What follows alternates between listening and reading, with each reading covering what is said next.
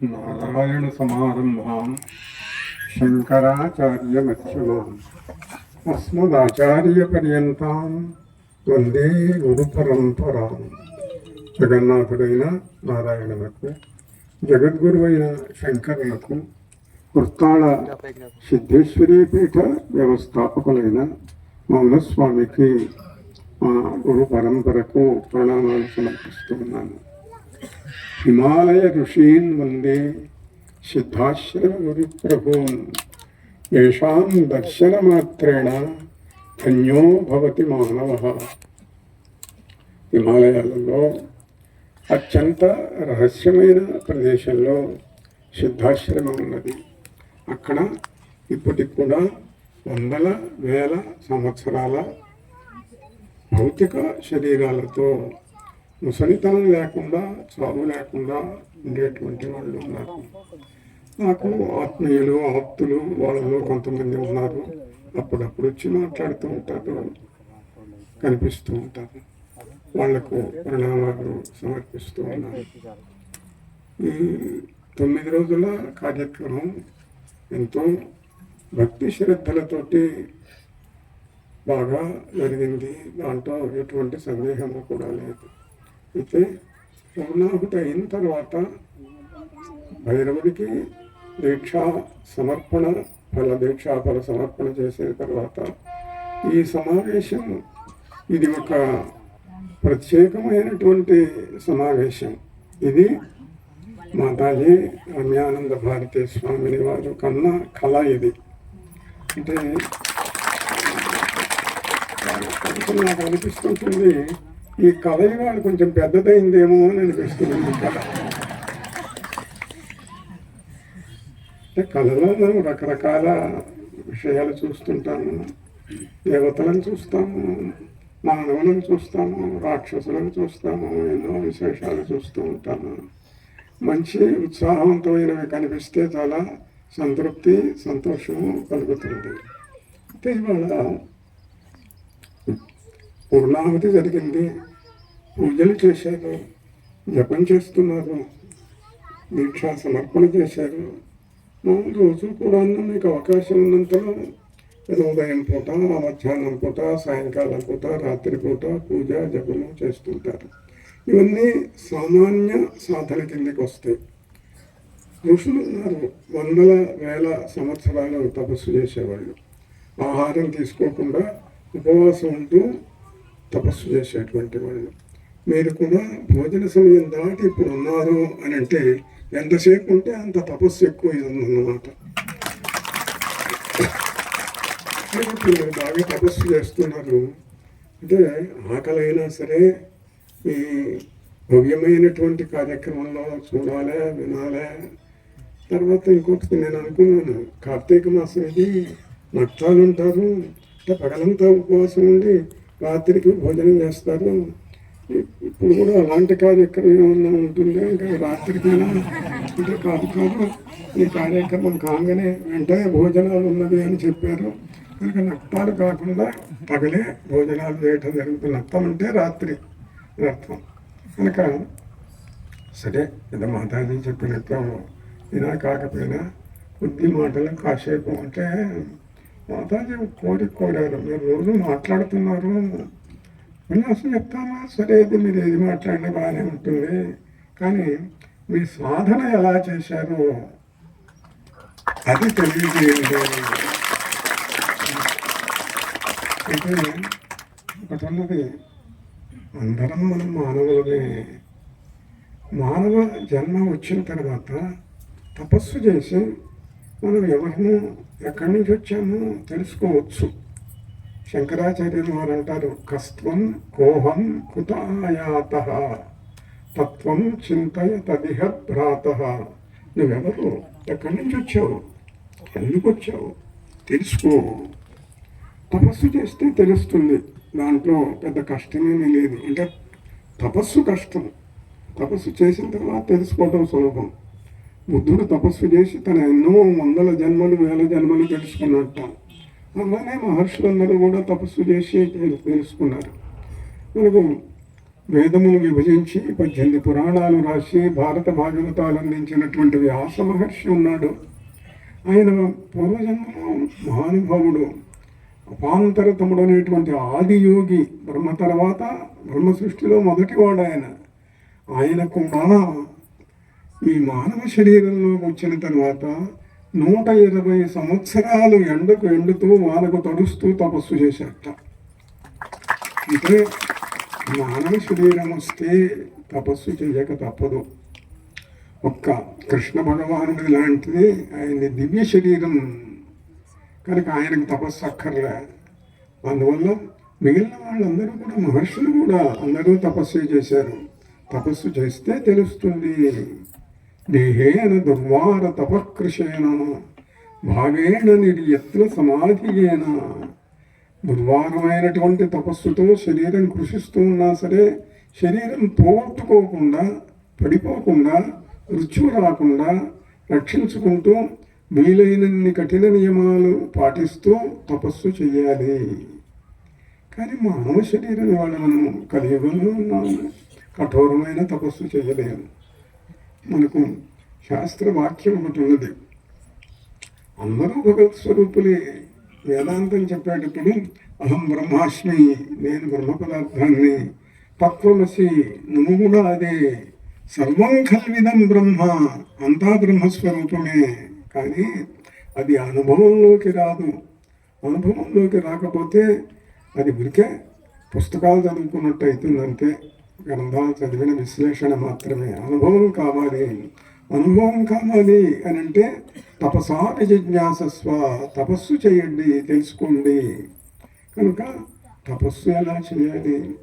దేహబుద్ధ్యా భవద్దాస, దేహబుద్ధితోటి స్వామి, ఓ భైరవ, ఓ పరమేశ్వర, నీ దాసుణ్ణి నేను.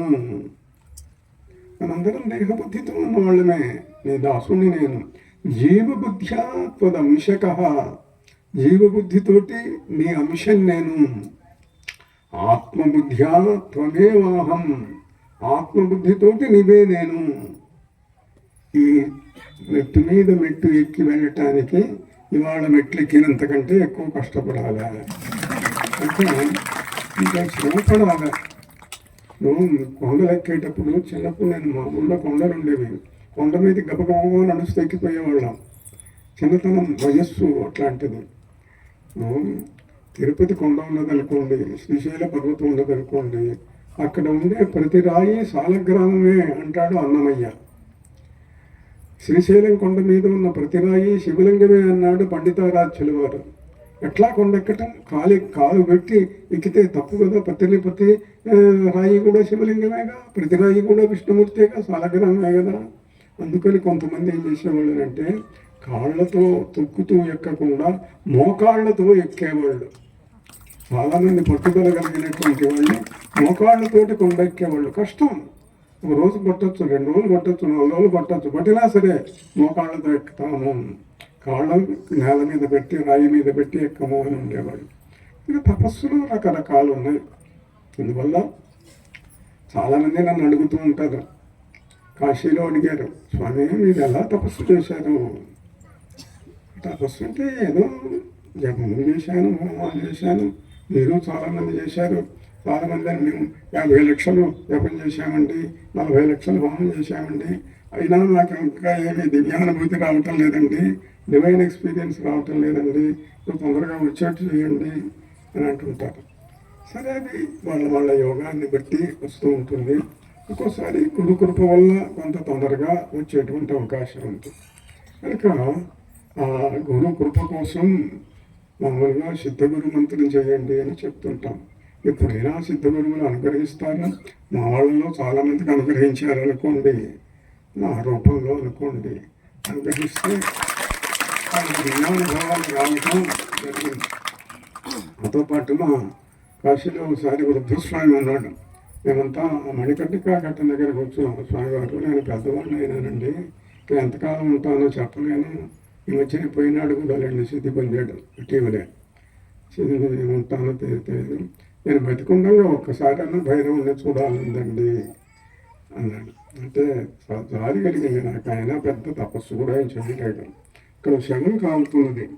ఆ శవం వైపు చూడండి, భైరవుడు వచ్చాడు, ఆ జీవుని తీసుకెళ్తూ ఉన్నాడు, మీకు కనిపిస్తాడన్నాను. కనిపించాడు ఆయనకు. స్వామి నాకు భైరవుడు కనిపిస్తాడు. ఇప్పుడు భైరవ సంకల్పమే అనుకోండి, ఆయన భక్తి వల్ల కలిగినటువంటి ఒక భైరవుడి యొక్క అనుగ్రహ విశేషం అనుకోండి. అలానే నన్ను అడిగితే నేను ఎప్పుడో చెప్పాను. ఆ చెప్పింది చిన్న వాక్ రూపంలో రాశాను నేను. ఆ రాసింది కొంచెం వినిపిస్తాను. అది వినిపించమని వాళ్ళ మాతాజీ ప్రత్యేకమైన కోరిక. లేకపోతే నాకు పెద్ద ఓపిక లేదు, ఉత్సాహం లేదు. ఏదో మౌనస్వామిలాగా మౌనంగా ఉంటే బాగుంటాను అని అనిపిస్తూ ఉంటుంది ఎక్కువ భాగం. తప్పదు కాబట్టి పీఠాధిపతిగా బాధ్యత కనుక అప్పుడప్పుడు ఏదో మాట్లాడుతూ ఉంటాను అనుకోండి. కాశీలో ఉన్నాను నేను, చాలా కాలం ఉన్నాను. 150 ఏళ్ల కింద ఉన్నాను, 300 ఏళ్ల కింద ఉన్నాను, 3000 ఏళ్ల కింద ఉన్నాను, ఇంకా ఎంతో ఉన్నాను. అంటే ఇటీవల ఉన్నప్పుడు ఈ శరీరంతో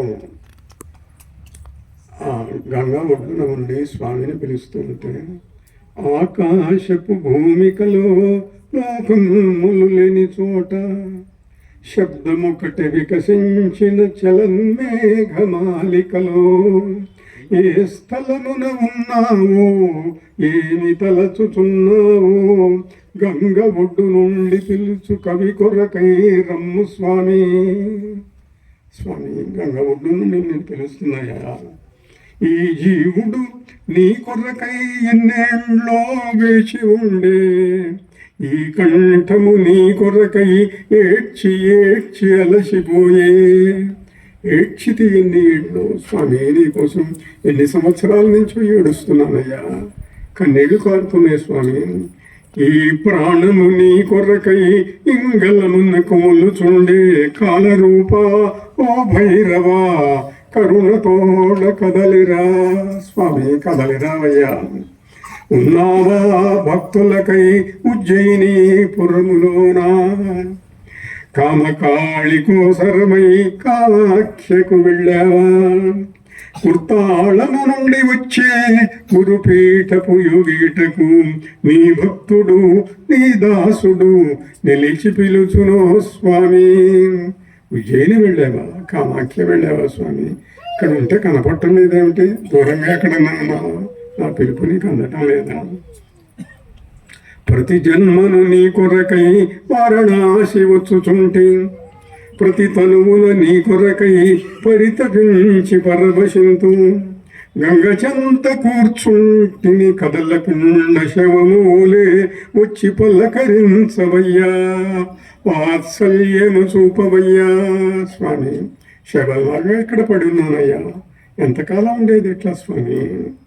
ఎన్ని రాత్రులు ఈ విధమున నిద్రలేక రాక్షసునిగా జపములోన దీక్ష దాల్చి కూర్చుందును.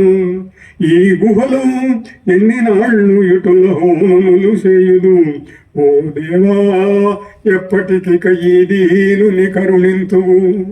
స్వామి, ఎప్పటికి కరుణిస్తావయ్యా నువ్వు? ఎన్నాళ్ళు కంటికి నిద్ర లేదు కమలారుణలోచనుడా, ఒంటికి విశ్రాంతి లేదు యోగాత్మక వర్తనుడా. మా శిష్యులు తోటి వాళ్ళు భక్తులు అనేవాళ్ళు కాశీలో, స్వామి మీరు ఉపవాసాలు అంటున్నారు, శరీరం చాలా కృషిస్తున్నదండి. కృషిస్తుంది, స్వామి కనపడాలి. కంటికి నిద్ర లేదు, నిద్ర పట్టడం లేదు. వెదుకలేను వెర్రివోలె తిరుగలేను, కదలలేను మెదలలేను, చేయలేను పరిక్రమలు చేయలేను, పరాక్రమము చూపలేను. నా వల్లను కాదయ్యా నీవు దయను చూపకున్నా. నేను ఇంకా నీ గుడి చుట్టూ ప్రదక్షిణాలు చేయలేనయ్యా, నా వల్ల కాదు స్వామి, నా శక్తి అయిపోయింది. నీవేమో దేవేశ్వరుడివి, ఇంద్రాది దేవతలందరూ నీ కొలువుకుంటూనే ఉంటారు. ఇక్కడికి రావటానికి గర్భుదములు అఖిలాండేశ్వరులు లేదు. దర్బారున పడియుందురు దాసులుగా తలలు వంచి. దేవరాజ శవ్యమాన పావనాంగ్రి పంకజం యాళయజ్ఞ సూత్రముందు శేఖరం కృపాకరం అంటారు కదా. దేవరాజులు ఇంద్రాదులు అందరూ నీ కుటుంలో దాసులుగా ఉంటారయ్యా. దుర్బలుడను వారితోడ తులతూగను దోయనింతు. నేను దుర్బలుణ్ణి, సామాన్యుణ్ణి, మానవుణ్ణి, వాళ్లతో నేను సమానం కాదయ్యా. నేరములెంచకుమయ్యా, దూరము చేయకుమయ్యా. స్వామి, నేను పూర్వజన్మలో ఈ జన్మలో ఏమైనా పాపాలు చేశానేమో, తప్పులు చేశానేమో. నేరములెంచకుమయ్యా, దూరము చేయకుమయ్యా. కొంచెము దయచూపు, నీదు కొలువులోన పడి ఉందును. కరుణ చూపు, రోజు నీ కాళ్లకు గజ్జెలు గట్టెదా. నీవు నా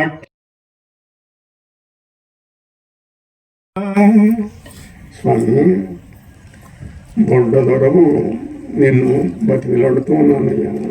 సాధన మాదెంత, మాదు జపములెంత, తపములెంత, మా హోమములెంత, మాదు మంత్రముల శక్తి ఎంత. మేము ఎంత జపం చేస్తాం? 10 లక్షలు, 20 లక్షలు కాదు, 20 కోట్లు చేశామనుకో, అయితే మాత్రమే సరిపోతుందా? సాధన మాదెంత, మాదు జపములెంత, తపములెంత, మా హోమములెంత, మాదు మంత్రముల శక్తి ఎంత. నీవే చేయింపవలయం, నీవే సిద్ధులియవలయం. సిద్ధించిన దాకా తను చెడకుండా చూడవలయం. తపస్సు సిద్ధించిందాక నా శరీరం పడిపోకుండా ఉండు స్వామి. ఒకసారి నేను రాధా మంత్రం 1 కోటి చేద్దాము అనుకొని చేశాను. దేవత కనపడలేదు. చిన్న చిన్న ఎక్స్పీరియన్సెస్ ఏమో వచ్చాయి అనుకోండి. చాలా బాధ కలిగి దుఃఖించటం మొదలుపెట్టాను. అప్పుడు కంటి ముందు ఒక సిద్ధుడు కనిపించి, నువ్వు ఇక్కడ కాదు, నువ్వు బృందావనం రా, 12 రోజులు సాధన చెయ్యి, ఆ దేవత కనిపించి తీరుతుంది అని బృందావన దేవి పరివారంలోని ఒక సిద్ధుడు వచ్చి చెప్తే అక్కడికి వెళ్ళాను. 12 రోజులు అయితే ఆ దేవత కనిపించింది. అలా కాశీ పాలించుచున్న కాళీ ప్రియవల్లభుడా, నాశము లేనట్టి దేవనాయకులకు నాయకుడా. కవిత పల్కి మెప్పింపగ గంధర్వుడనయ్యదనా. కీర్తించుట కొరకు యక్ష కిన్నరునిగా మారెదనా. కాశీలో మహాసిద్ధులున్నారు. కాళూరాం బోలె నేను ఘనతర సిద్ధుడను కాదు. కాళూరాం మహాపురుషుడు, మహాసిద్ధుడు కాశీలో ఉండేవాడు. త్రైలింగ స్వామి బోలే దర్పముగా పిలువలేను. 300 సంవత్సరాలు జీవించాడు తెలుగువాడు, విజయనగర ప్రాంతం వాడు. కాశీలో 300 ఏళ్ళు బతికాడు త్రైలింగ స్వామి. కినారాం అఘోరీగ క్రింకారము చేయలేను. కాశీ వెళ్తే మీరు కినారాం అఘోరి ఆశ్రమానికి వెళ్తే అక్కడంతా కపాలాలతో ఉంటుంది, అలంకరించి అద్భుతంగా ఉంటుంది అది. అలా ఎట్లనయ్యా ఇది? ఎంతకాలం బండ వంటి వాడవా మరి గుండెలోన కృపలేదా. ముండివాడా నేను వదలా మూర్ఖుడని కరాకుంటే. స్వామి, చాలామందికి చేసి కొన్నాళ్ళకి విసుగు పుట్టి ఇంకెన్నాళ్ళు చేస్తాను, ఇంక మానవుడు ఈ దేవుడు ఉన్నారో లేదో, లేక కనపడరు, ఎంత చేస్తే మాత్రం కనిపిస్తారా పెడతారా అని విసుగు పుట్టి మానేసేవాళ్ళు కూడా ఉంటారు. కనుక ముండివాడా నేను వదలనయ్యాను, ఏమైనా సరే కనిపించి తీరాలి. మూర్ఖుడనిక రాకుంటే పగుల గుర్తుకుందును నీ పాదముల కడనాతలా. దిగిరావో దేవానాం ప్రియదర్శి. స్వామి, నువ్వు శ్మశానంలో ఉంటావు, కుక్కల శ్వానవాహనుడిపై ఉంటావు, నక్కలు తిరుగుతుంటాయి అక్కడ. నా పిలుపు నీకు వినిపిస్తున్నట్లు లేదో ఒకటి అరుపుల మధ్య. నక్కల ఊళ్ళల లోపల నా పిలుపది వినబడదా. కుక్కల భౌరవాల గోలలోన చెవి సోకడా. చుక్కలలో ఉన్నావో చుక్క వేసుకున్నావో. చక్కని ఓ నల్లనయ్యా చల్లగా దిగిరావయ్యా. ఇది భైరవుడు మధ్యప్రియుడు. చుక్కలలో ఉన్నావో చుక్క వేసుకున్నావో. చక్కని ఓ నల్లనయ్యా చక్కగా దిగిరావయ్యా. పగులుతున్న పుర్రెలలో పటపటమను చప్పుడులో నరాస్తికల గృచ్చిన నరమాలను వరమాలను వాల్చి పిలుచు భద్రకాళి మహాకాళి భైరవుడా కదలిరా, సిద్ధేశ్వర యోగి పిలుపు చేరలేదా నీకింకను. గంగానదిలో ఒడ్డున మీరు కూర్చుంటే సగం కాలిన శవాలు వదిలేస్తూ ఉంటారు. సరే, కాల్చకుండా కూడా శవాలు వదిలేస్తుంటారు, కొట్టుకొని పోతూ ఉంటుంటాయి శవాలు. వస్తున్నది వస్తున్నది భౌభౌమని నిశ్వానము, చచ్చిపుడిన వాడెవడో శవము కదిలి వస్తున్నది.